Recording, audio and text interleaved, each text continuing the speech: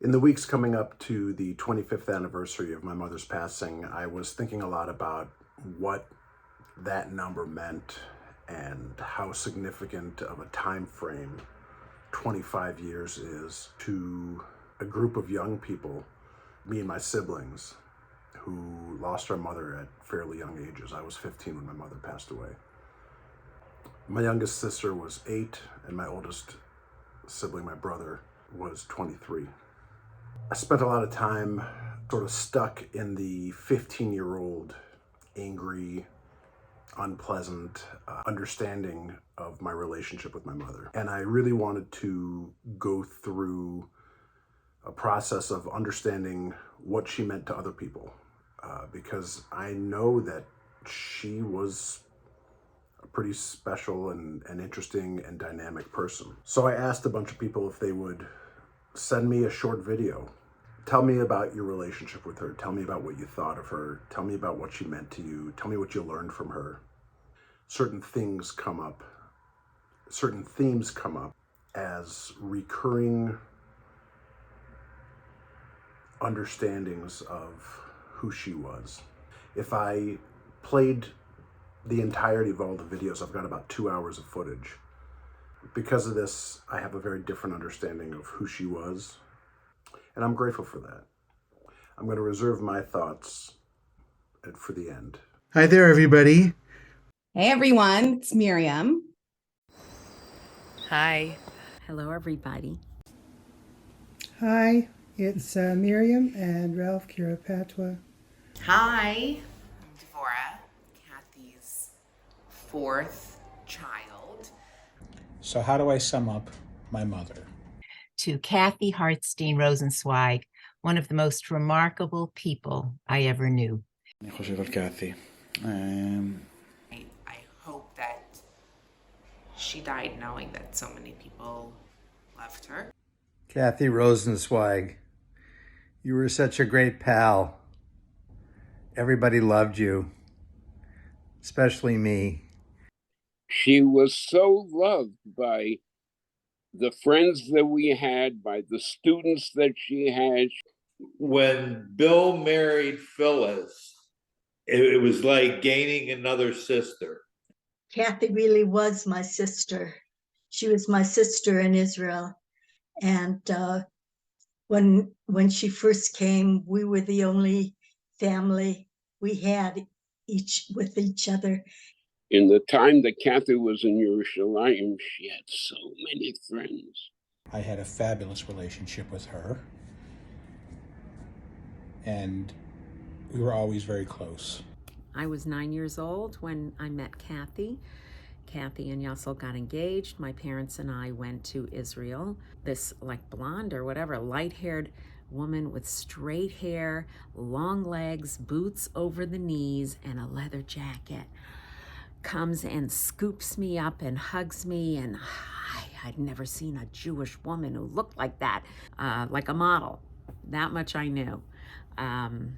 So I was enthralled right away.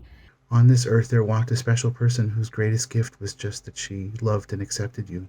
Because she generally had a view that people were good, that things were going to turn out all right. Because of the both of them, I changed a little bit from being this very rigid Ziesel that everybody knew to being much freer and much more flexible. We loved each other right away. When Benji said he always sort of felt that I was part of the family, it's because that's exactly what Kathy did. Anytime I was with you, I was part of your world, and no matter how wild I was or how I was in the different stages of coming out and finding myself, I was still part of that world and part of that family. The first time we went to New York as a family, we went on a weekend that we didn't know was a special weekend. It was the Gay Pride Parade. And this is probably 1990, 91. So this was still a big deal to see people who were out and dressed in extreme like festival wear. And mom was like, all right, I'll take off my bra. I'm one of you. Like, I'm ready to jump in. And we were all like, what is happening? Just as the S&M group was passing by. And mom was like, "Go!" She was so proud of them. I'm proud to be her daughter, and I hope that she'd be proud of the person that I became. We spent so many Saturday nights together, Moitzi Shabbos, at the Rosenzweigs on Matheson, right across from Rosh Bina, as it was known then. The most thing I remember about Kathy is she had a great wit. She really had a wonderful sense of humor. When she turned 50, she called me because I was not 60 yet. And she says, "I'm now joined your generation." So she made, but she always sent me funny birthday cards for my birthdays. It was great. She had a really big love for her siblings. I remember one day getting ready for school and she was giggling on the phone and like, who is she talking to in the morning? And she was talking to Uncle Hank. And now thinking about it, like the way that she was giggling is the way that I laugh when one of my brothers makes a joke and makes fun of me all the time. At the way that I giggle like a little girl when my brothers talk to me. But that she was laughing because Hank was making a joke that it was so cold that they had to put on a jacket in Florida. Meanwhile, it was like the middle of winter in Windsor, and we were freezing and, snow outside and with bundled up. And I probably have those same jokes with my siblings while I live in the Middle East. She did have one small comment that she used to make about saying a response or came into your head and it walked out your mouth before you even thought about whether you should be saying it out loud or whether you should just keep it to yourself. I did have the privilege of knowing Kathy. I was a woman that never held back with her opinion. Kathy was like that too. She was the fun aunt. Smoked like a chimney. That's the way it's always been. It was the original crew. Exactly. Oh, them, yes. Yes. I thought it was us. No. Do you remember that? Oh, yeah. The Chofetz Chaim would approve. He would approve. Can you elaborate on the wedding? I've heard vague, yeah. memories, but we wanted to get engaged. We wanted to get married. Shlomo Kalbach was in town. And we asked him, could you do our Tanoim? And he said, I'm doing a concert at the Khan Theater by the train station. You come there at night and we'll do the Tanoim as part of the concert. So it was Slichas night. So we went there. We were dressed in these white shirts with stripes down the side of it. And we did the Tanoim. We asked Shlomo when would he be back in Yerushalayim, and he said he'll be there Hanukkah time. So I said, would you like to be Masada Kedushin? And he says, I was planning to come on the first night of Hanukkah. So, okay. It was a 2.5 hour ceremony at Kever David, which is on Hartstein. And the world was filled with love. And so much of that love was directed to Kathy. I do remember one time we went to see Love Story and I went with them. And after the movie, this is in Jerusalem, we went to the Kotel and it was snowing and there was nobody there. It was empty. So this plaza was empty. It was so beautiful. Looking up at this, just seeing all these flakes, and Yassel and Kathy very much in love. It was really fun for me. I remember that she full body laughed. Like her shoulders would shake and her hands would move and her head would move. Like it was an entire physical experience. I have this other memory of her trying, I can't do it next, I got 2 hands. I only have 2 hands, but trying to do this on one side and like go to the stomach on the other, and her not being able to do it, and me trying to do it and not being able to do it, and us both just sitting there laughing hysterically about it. And I also think that like Leia has her mannerisms in that way, where you'll see like Leia shake her shoulders and move her arms and flap her wings in the same way. And that was a total mom characteristic. Her signature throaty laugh. She had a deep, soft voice, and she loved music. Leia and I and Benji and I at some point shared a room. Not all three of us, but I was always the person in the middle. And we would do whatever we could to not wake up in the morning, to not go to school. Oh, I don't feel well. So my mother had a tactic for waking us up. She would burst into the room singing morning songs. It's time to get up. It's time to get up. It's time to get up in the morning. She had a few of these songs in her round, and in the moment, it was like, just let me sleep. But it's such a silly thing, and sometimes if I'm waking up Libby, which I try not to do very often, I sing her morning songs, and it really reminds me of being a child and being woken up by my mother in a non-traumatic way, in a really cute, loving way. Make way for the Cripple Creek Ferry. That was our song. And we shared a love of music and just an easygoing personality between her and I. I don't remember it in Israel, but I remember in Cleveland, we had just moved from Israel to America, and we were driving down the street, and we didn't have, power windows in our car. In fact, the doors of the car was a different color. And I just remember driving down the street and mom singing, "Come on, people now, smile on your brothers, everybody get together, try to love one another right now." Just was thinking, hopefully no one can see me. But she was loving it. But the first great music that we had together actually was that mom took me to see my first Broadway show. Not on Broadway. It was at the Fisher Theater in Detroit, row S, seat 107. And the reason I got to go was because mom and dad had tickets to Les Mis for their anniversary. Dad had the stomach flu.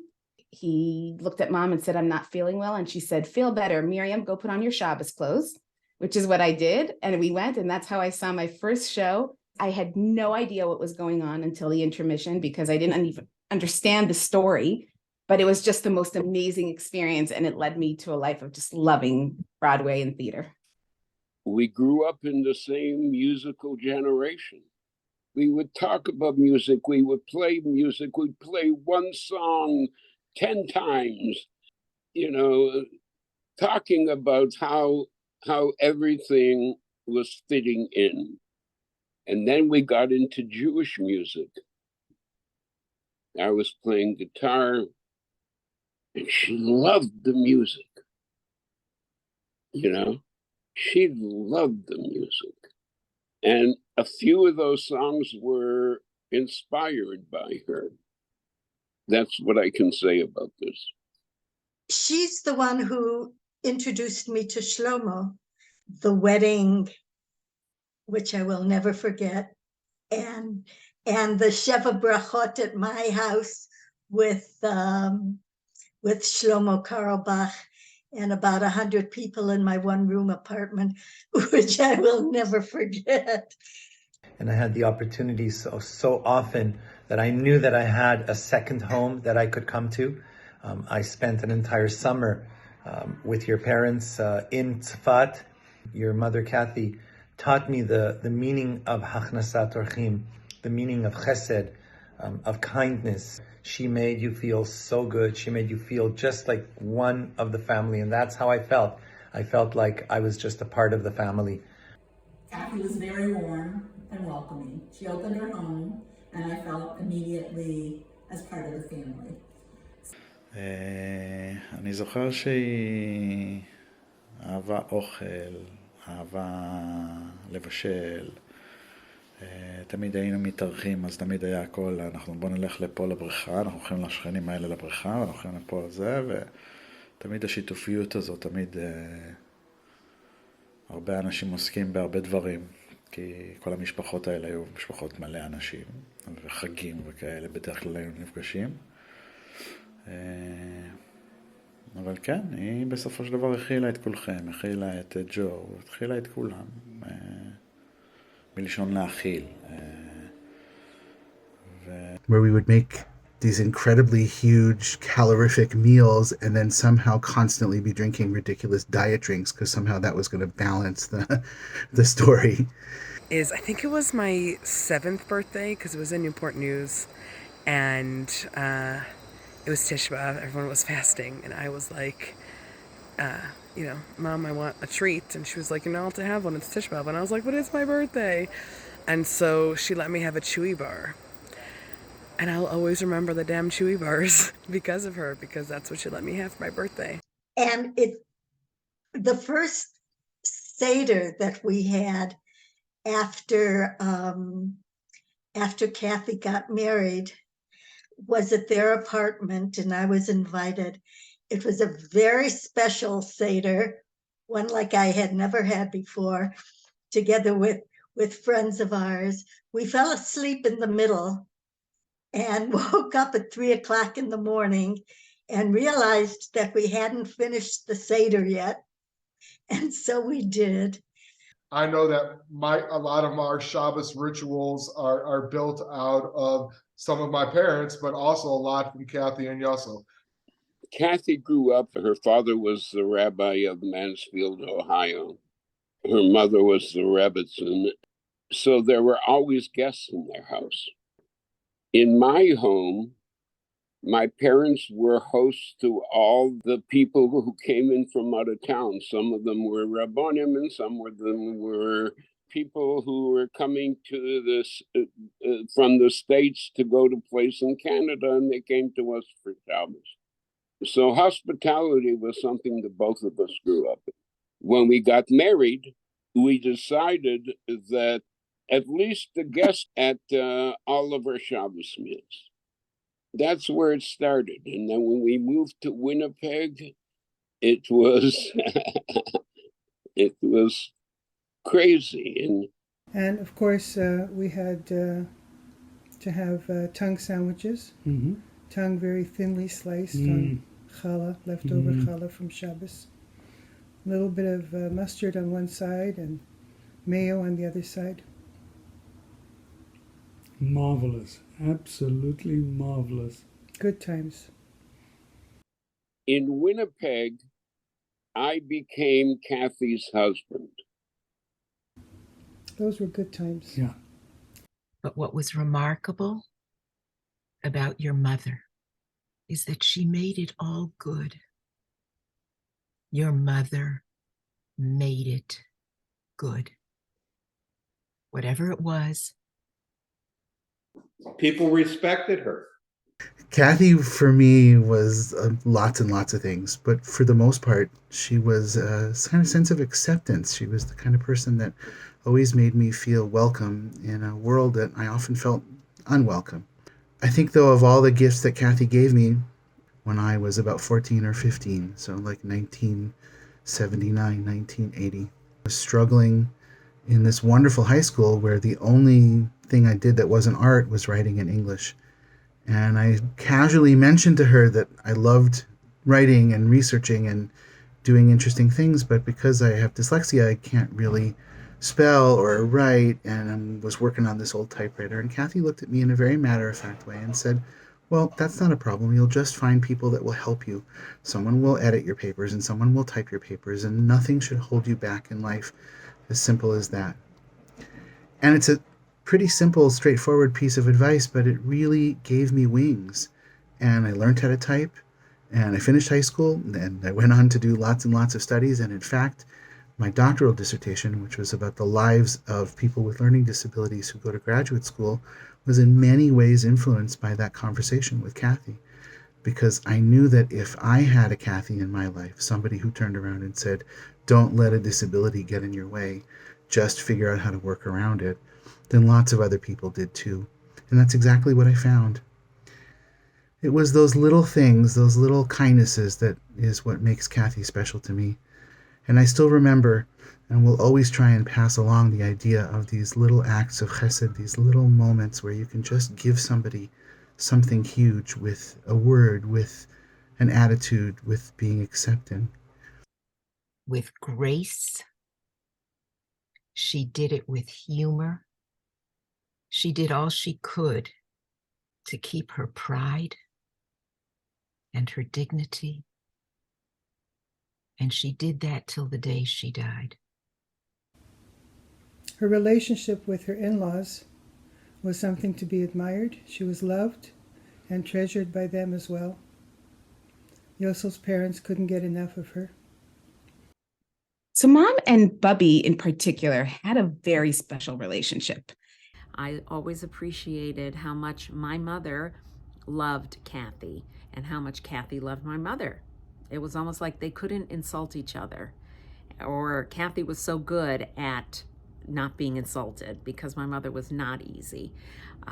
She would sweep the floor and my mother would say, "That's not how you sweep a floor."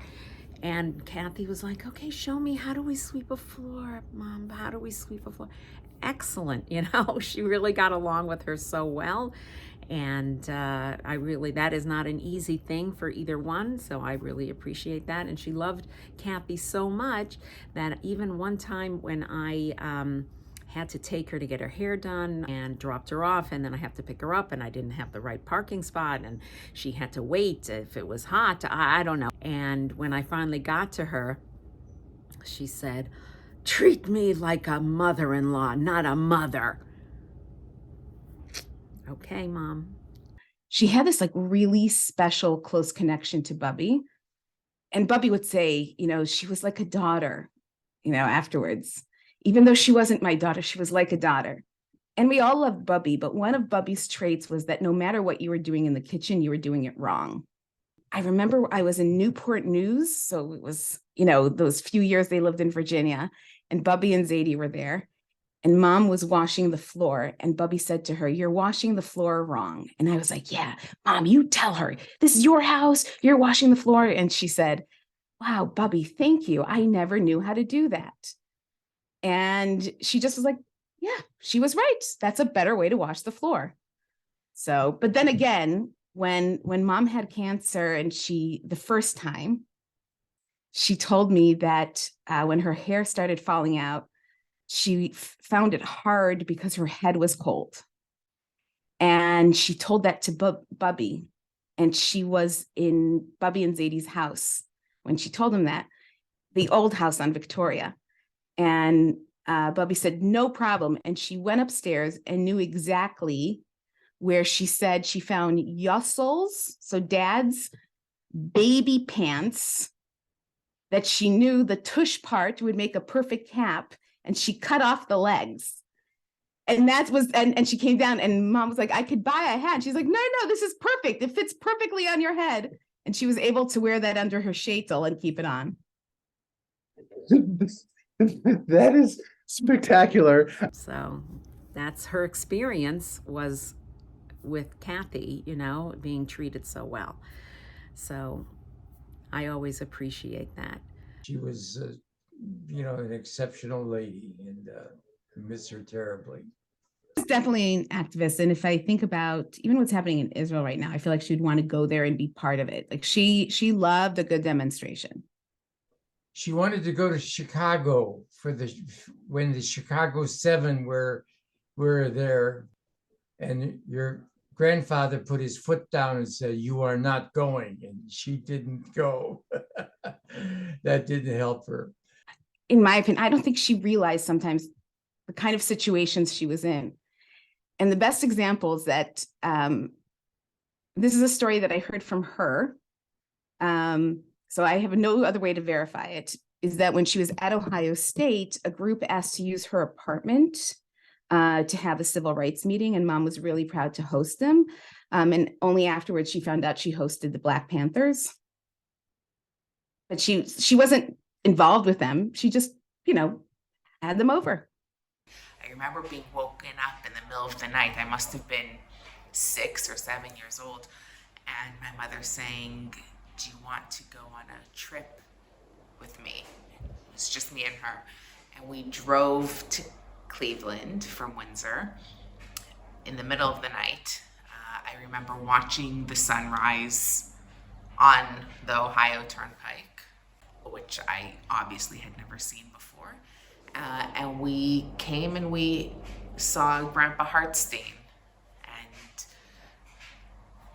you know, Mom went to go see her father, obviously. I don't know if it was always the plan to take me, but I had this really special memory of this special road trip that her and I took together. When Mom knew the fight was over, she decided that she wanted to go to Cleveland to see Willie and to Akron to visit her parents. You know, we're talking about like the winter of 1998. And she asked me to drive her. So I did. And we pulled into a gas station, and it was at a time when they used to have these like big things filled with cassettes. And we found a Janis Joplin one and an Eric Clapton one. And we sang from the entire Ohio Turnpike. And just having that moment to like sing with her, it was a great experience. You know, she cried through tears in heaven. Oh, I got verklempt. She was a formidable force, and she kept control of what was going on in there. She put up with a lot, but she was great. She was able to party when she wanted to, and able to keep everything steady when she needed to. Her legacy of seeing the good, always having belief that things are going to turn out, being practical while being an optimist at the same time, and balancing.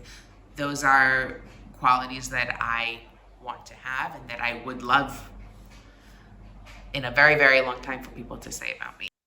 What else can I say about Kathy? I really loved her. זה היה איזה void מאוד מאוד גדול, שהיה חסר. Every Yisker since, for 25 years, I guess, almost coming up, I say Yisker for Chaya Gittel Tzurl Bas Avraham, Reb Avraham, and may her neshama have an aliyah. We miss her, and we miss what could have been so different. It truly has been a pleasure and a privilege to participate, and I thank you so very much. I love you, Mom. I wish you could see what our family's turned into, because we're pretty awesome and have made some really fabulous grandchildren for you. Got to look at it now, 25 years later. Who could have imagined that everybody would be good positions, good upstanding citizens, and I'm just proud of everyone. I'm sure she is proud of all of you. She better be.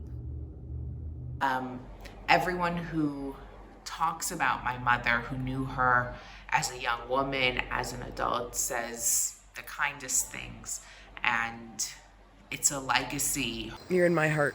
You're in my heart every day. Just want to tell you how much I love you. The love and devotion that people had for her, she was a rock star. And sei gesund. Okay, mushy time over. To the next 25. Is that what you say with yard sites? This was very healing for me. My mother's got 5 grandchildren. I just had to count for a second.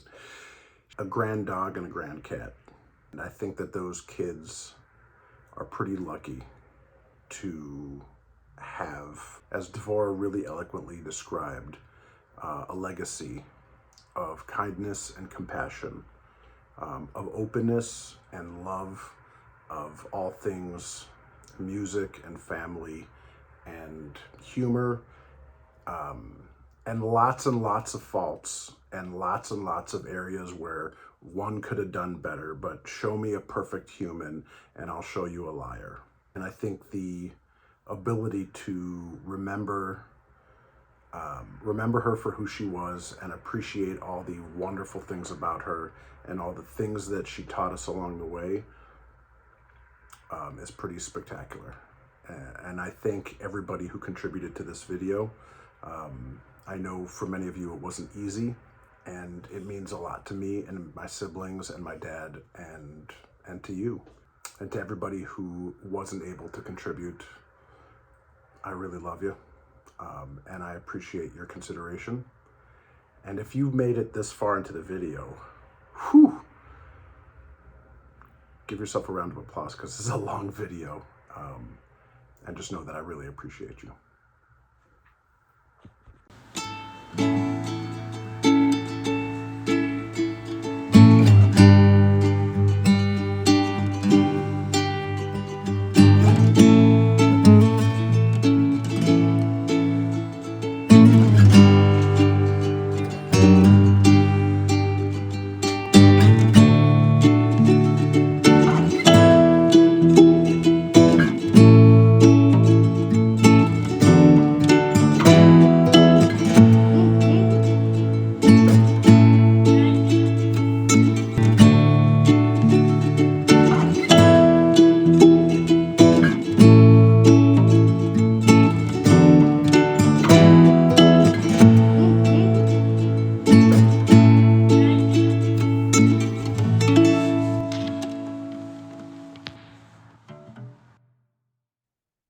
So mom, like Taylor Swift, had eras.